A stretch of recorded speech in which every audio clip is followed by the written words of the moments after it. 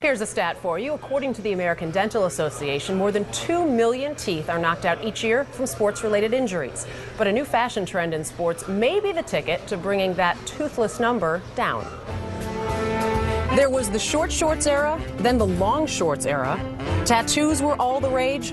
Hairstyles came and hairstyles went. As for the latest fashion trend, whether it makes you smile or protects your smile, it's a still growing movement providing both style and substance. We're talking mouth guards. They've come a long way from the bloated chunks of rubber that athletes choked on years ago. The slimmer, custom-made models are emerging on smiles with greater frequency, whether it be in basketball, football, or even MMA. The updated version allow athletes to breathe easy while they wear them. That's because the high-end mouth guards are custom-made from stone molds of each individual wearer's mouth instead of the one-size-only boil and bite version. The mouthguard industry is an estimated $40 million a year business in the U.S. And while most of the traffic is through sporting goods stores, where the boil and bite guard is the choice 90% of the time, at the elite levels, custom-ordered mouthguards have gone vogue. So how do we trace the roots of this latest fashion trend?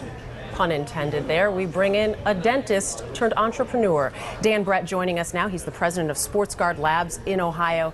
Now, Dan, you're in Ohio, and from what I understand, this all started with a rather young LeBron James. Explain the story to us.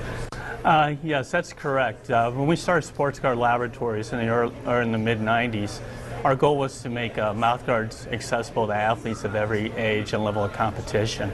So we went out to the local schools and tried to set up mouth guard programs there so the athletes could have access to these mouth guards at a reasonable rate. And one of those schools that we set up was St. Vincent St. Mary's, where LeBron was obviously at. So I think it was sometime around his sophomore year, there was an unfortunate incident where a young athlete caught a softball in the face. And I think that motivated LeBron and a lot of other athletes at the school. And how have things taken off since then? Well, you know, we started out at high school level doing that. Since that time, we've been fortunate enough to work with over 25 different professional teams providing their athletes with mouth guards. And we've seen our business really double and triple in the last 2 or 3 years. Amazing. LeBron is still a part of it, too. He's requested and modeled various makes and styles of the sports guard. What are some of the styles through the years that he's had? Well, when he was in high school, we pretty much started with a gold one at the time. And I don't know if it was LeBron or the athletic trainer Brian Knight there or myself decided that, you know, we've got this mouth guard, how can we kind of jazz it up? So someone came up with the idea of putting King James large in the front where everyone could see it. Then when he got into the NBA, he didn't wear them for a few years. I think he wanted to show off his $1 million smile.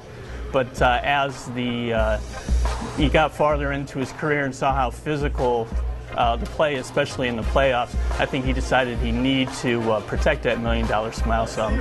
So we started making him clear mouth guards. Dan, it's certainly a trend out there. We appreciate you joining us. Thank you. All right, thank you very much.